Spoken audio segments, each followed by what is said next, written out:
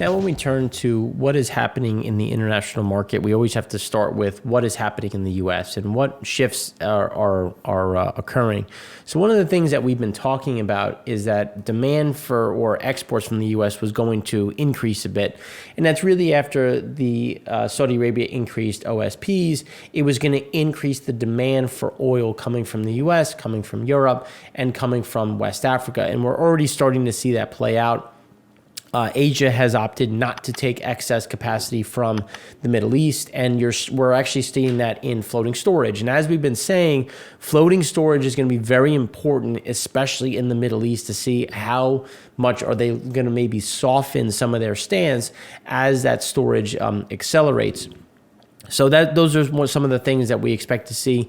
Now, just going through the different pieces of the U.S., finished motor gasoline dropped 171,000 barrels a day.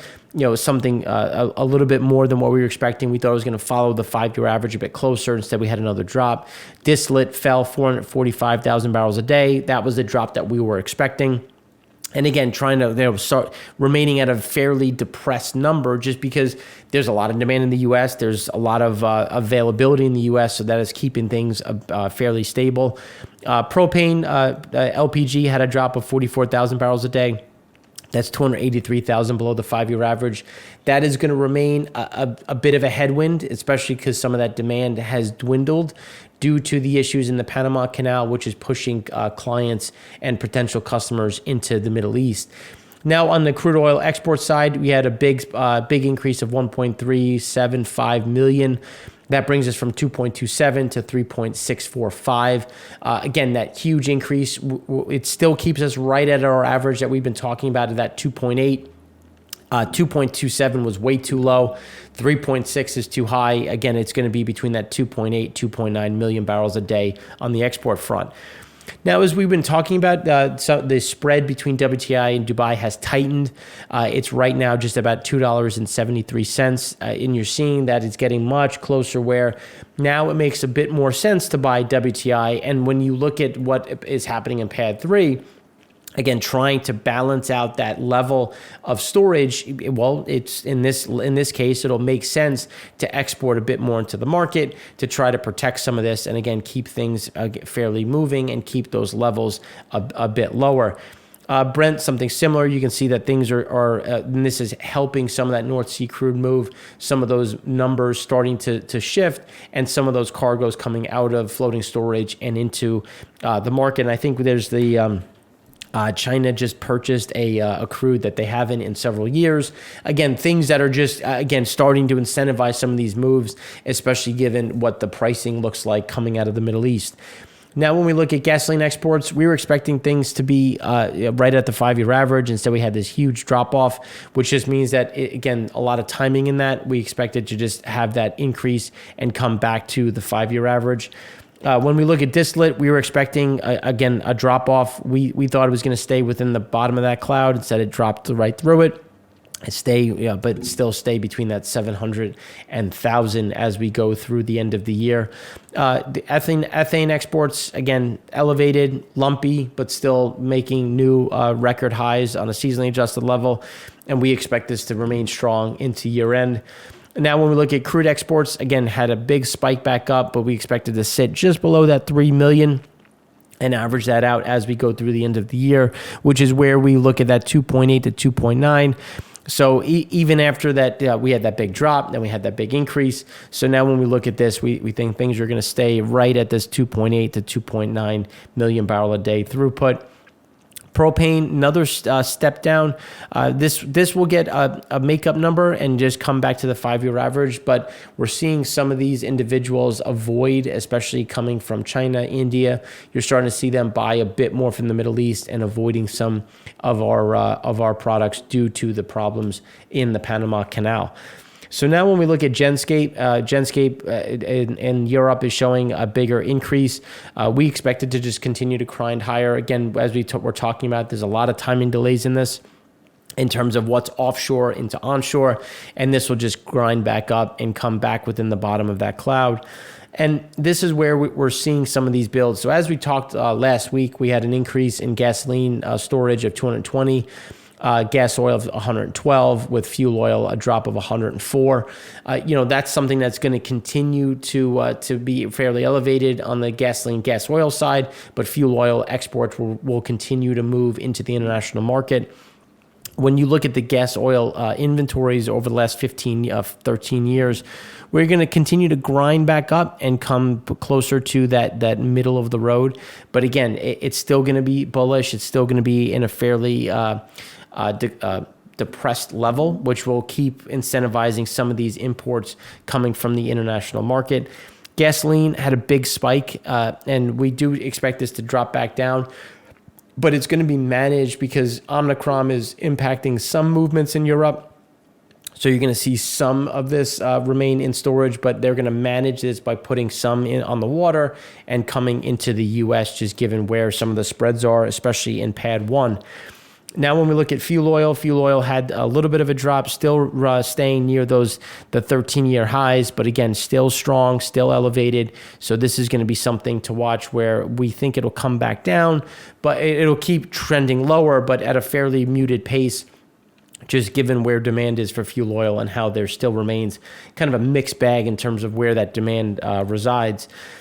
On the Singapore side, there was on an aggregate total, there was a drop of 100,000 barrels across the area. And here you can see things have flatlined a bit. We expect it to creep back up to the 15-year average. Resid had a big spike of about 800,000 barrels. Middle distillate, nice drop of 600,000 barrels. And then light distillate, a small drop of 300. So again, similar to what we've been thinking, a little bit of a sideways move, but middle distillate is the one that had the more bullish backdrop. Here, when we look at light, you had that big spike back up, and we expect it to hold this level fairly tightly in terms of small drops, small increases, just because there's a kind of a mixed bag in terms of where gasoline demand resides. On the middle distillate side, we were expecting it to kind of hold firm and start to creep back up to the 15-year average. Instead, we got a nice drop down. This is in a fairly bullish spot. So this is a little bit of timing delay. We expect some of this to reverse this week, but it's not going to be a huge reversal, just a little bit of a pivot back up, but still staying in a fairly bullish backdrop, especially on the middle distillate side. On the residual, right, holding the 15-year average, we expect it to hold the 15-year average. It won't go too much up or it won't go that much further up or down. And it's really because countries are trying to manage what are we buying. Middle distillate, which is the ultra low sulfur diesel, the light sulfur diesel, is getting more expensive for the emerging markets, which will then turn more towards resid. We do have some of those imports inbound, which will increase the amount of middle distillate. There's a little bit of a timing delay, but there's also that demand which came in strong for the middle distillate side. We will get some reversal, but not all of it, which will be put diesel and other things in a bullish light. So now when we look at total OPEC, just looking at what November held, this is using secondary sources. OPEC production increased 285,000 barrels. Angola, again, continuing to struggle to sell. Same with Congo, so we're not seeing too much of an increase there. Everything is fairly in line with what expectations were. Saudi Arabia was up 100. This is looking at production, which is important, but we always, and as we always talk about, always like to look at loadings. So when we look at loadings, things held fairly firm. We'll get another million coming into December once Libya becomes finalized. That'll put us at about 11.56 million barrels a day into the market. Fairly stable coming from Russia. So Russia's firm at this point, just over 4 million. We'll have a little bit of a creep back up in January. But again, you're still seeing some general strength coming out of Russia. Norway, strong. Nigeria, again, a little bit more sold in December, but still seeing some of that movement into January. Again, everything else moving in a fairly stable light from what we talked about on Wednesday and again on Friday of last week. Now, when we turn to Angola, they rescheduled one cargo each of Gasoil and Paz-Flor crude from late November loading to early December. That's why we got a little bit more in December versus what we had in November. Nigeria oil output climbed 85,000 barrels a day, while Angola's production, again, declined a bit, but as we've been saying, they're struggling to sell in general. Angola deferrals is in the case. Iraq sets official selling price for Basra medium crude for sale to Asia at $1.40 premium. That's an increase of 50 cents over December pricing, and Basra heavy increases 60 cents, narrowing the discount to $1.75. Iraq did exclude Basra Light from January price increases. So that's going to be interesting to see how is that backdrop setting up, where is that going, and then when we look at some of the other prices in general, when we're looking at the Fortes, the Brent side, just because the new numbers came up. So when we look at BP sells to Glencore for January, it last traded at $1.25. Instead, it just currently traded at $1.05. Latasco bid Fortes at 50 cents more than dated Brent, then offers Fortes at 40 cents more than dated Brent. That's right in line with where things were. So we had a drop of about 25 to 30 cents, and then we had an increase of about 15 cents. So still fairly stable, still moving along in a stable movement. Not too much to say one way or the other. Things still feel and look and are trading, fairly a bit below normal, but fairly in line with where they were in December and November, December. So not too much to say. Urals had a fairly sizable drop. There was a couple of trades at about 95 cents below dated Brent. They're now back down to about $1.95 below dated Brent. So we are seeing some drops back down, some drop back in some areas. But again, it's just they're a little bit lower than normal, or right in line with where they have been over the last few months. So there's really not too much additional tightness or weakness or looseness in the market, if you will. Things are fairly consistent. Now, when we look at what is happening in Fujairah, total oil products reported at 15.312 million. That's a drop of 458,000 barrels, and a continuation of last week's drop. Light distillate fell 192,000 barrels, which is a reversal of last week's increase of 90,000. So market participants in Fujairah said the continued gasoline supply from China to Pakistan, resulting from an FTA agreement between a number of Chinese refiners in Pakistan, was softening Middle East gas premiums. And this is what we've been saying. We're seeing some of the slowdown of demand going into Central Asia, and we weren't really sure why.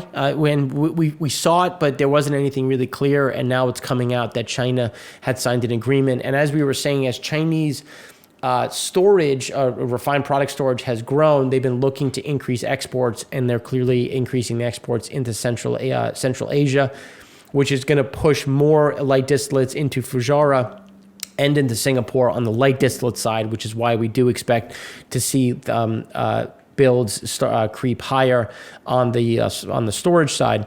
Now, meanwhile, all units of Kuwait's Mina Al Ahmad are up and running following a fire in October. So again, that will also put additional capacity in the market. The refiner had to reduce throughput after an atmospheric resid desulfurization unit was affected by a fire on October 18th. But the repairs, which were expected to last 45 days, both units have restarted, and they're now operational, which will then put more on the light distillate side. Middle distillate fell 51,000 barrels. That's a reversal of last week's gain of 471,000. So you had a build, small drop. Now we expect to see another build. Demand concerns over Omicron variant reemerged December 14th, following the news of higher levels of precaution in the West, as we're also seeing that in the east of Suez. So it's a concern, not a huge concern, but we are seeing some lockdowns. As we said before, some Chinese ports have gone into closed loop protocols, which will just reduce some demand, and that will result in a bit more of an increase into middle distillate. Heavy resid fell 215,000 barrels a day, a continuation of last week's large drop of 2.887 million. Spot trading activity remains elevated for another trading day. And again, there's some softening of price, but there was still some leftover trades to be done. So we expect this to see a little bit of an increase. And really, all three of them, we expect to see a small increase in storage as we go into next week. Crude oil on the water still remains near the 2021 highs. Seasonally adjusted, still elevated, but when you think about why is it elevated versus 2021, so we're still at a strong level, and this is really being driven by the amount of crude in transit as well as in floating storage. When we look at in transit, we're right at the 2021 highs, and we set a new 2021 record, which is still in line with the 5-year average, but again, still elevated for 2021. And then floating storage is, as we were saying, going to continue to creep higher. And we expected floating storage numbers to be above 2021 numbers as we go into the end. Above 2020 levels as we go into year end. And we expect to close at a new record. As 2020 dropped off, we expect 2021 to see a little bit of that increase and remain elevated as we go into year end. Time spreads got walloped. When you look at Brent, it's right back down to the lows that it was in 2020. So you're seeing, again, this is some of the pressure that we've seen on the front months. When you look at some of the contango, some things have flipped into contango on the front month side, or some things are either almost perfectly flat, slight contango, slight backwardation, depending on when you look at it, when you pull it up. But you're starting to see that level off on a time spread side versus, fairly flat pricing to slight contango, slight backwardation as things kind of flip back and forth. Now, when we look at run rates in Shandong, Shandong had another small decline to 67.93 million. This is putting us right at where the operation was for 2016. China's refining rose to the highest level in 5 months, but due to state processors. So state-run processors ramped up operation. Daily oil processing went to 14.57 million, up 5.5% from October to the highest since June. And that's what we saw for November, which we've already talked about. We see that staying fairly flat in December as Shandong comes down. And the drop in Shandong purchasing, or the teapots, is what is causing so many problems for Angola and the Congo when we look at January sales, which have not accelerated and still remain a broad overhang. Now, when we look at some of the Singapore and refining data, we've had margins pop back up, and this has come as prices have fallen on the crude side. And we've seen another surge back up in natural gas prices, which again have increased the needed pricing in order to make it work. But it's a nice pop in terms of margin, and it is being helped by some of these drops on crude pricing. Singapore hydrocracking back to the seasonally adjusted highs. Again, there's a mixture of that. Hydrocracking needs hydrogen, also needs a lot of natural gas, and that has kept things a bit elevated, but still a positive move. Same with Northwest. Ural prices have fallen. As we were saying, they were trading at 95 cents below a dated Brent. Now they're trading at $1.95 below dated Brent. That is obviously going to help margins as well, and this will help keep things fairly, crude moving. And this is another reason why we do expect to see some builds in refined products. And the same can be said when we look at the Mediterranean, as we've seen a bit, now all things are back above zero. Looking at rough estimates, when you factor in shipping, some other costs, some of them are still below, but still a stronger positive move higher when we're looking at some of the refinery throughput. Chinese supertanker crude imports at a seasonally adjusted record. And and then when we look back through 2021, they're back to the highs from Feb. So again, still moving all in the right direction and still shifting higher. When we're looking at Asian floating storage, we think that we're going to take out this 2020 levels as a lot of this crude that is in motion shows up. It then, and especially with some of the issues with Omicron and other COVID increases, that will leave more on the water, and we'll see this push back up and take out the 2020 highs. North Sea had a drop, as we were talking about when you look at some of the things going into motion. A little bit of an increase, but we think that it'll stay fairly low, as we are seeing some additional buying as some of these Middle Eastern cargoes are left in the water. West Africa, nice drop. And again, this is due to less purchasing happening from the Middle East, a bit more being pulled from West Africa. We expect this to increase a bit now that we have Angola struggling. As those cargoes come to water, they're going to be left out there. But remember, December, we saw a big drop in Angolan production and Angolan loadings, which will help clear some of this. So we expect to see some of these drops and then an increase as we go into January, putting us, again, above the 5-year average, not as high as we were in 2021, but still at an elevated level as they're trying to manage some of these flows. As some of these cargoes remain in the water in January, that's going to be more of the one to watch as the drop in December helps to pull some of this into the market. Middle East starting to creep back up. This is the one that we've been concerned about, because when you look at it historically, floating storage declines into year end as countries and refiners come into a normalized refinery throughput due to the winter months. Instead, we're actually getting the reverse. Instead of dropping, it's going back up, and it's just due to pricing. Countries are opting out from buying some excess Middle Eastern cargoes, especially from Saudi Arabia, Kuwait, UAE, and that is sending them into other areas. So as this creeps back up, which we think it will, this is going to become, oh, well, should we cut pricing? And that's where we're going to look at where are prices crossing and how far below the OSP, because this is they're going to want to manage this as we go into year end.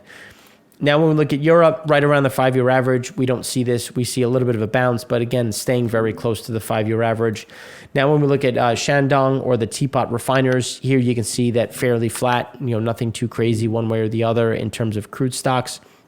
Something very strong, and we don't see this changing up or down. But then when we look at fuel oil, broke to brand new all-time highs in storage, and we're seeing elevated storage in diesel and gasoline and obviously in fuel oil at a record. And this is going to accelerate some of those exports into the market as China tries to manage and balance out their storage levels. So that's what I have for you today. Hopefully it was helpful. If you have any questions, you can find us in the comment section or at MarkFNY, and I always appreciate the feedback, any thoughts, anything that you want me to cover in more detail. So again, thanks for watching. I'm Mark Rossano, founder and CEO of C6 Capital Holdings, coming to you from Primary Vision Network.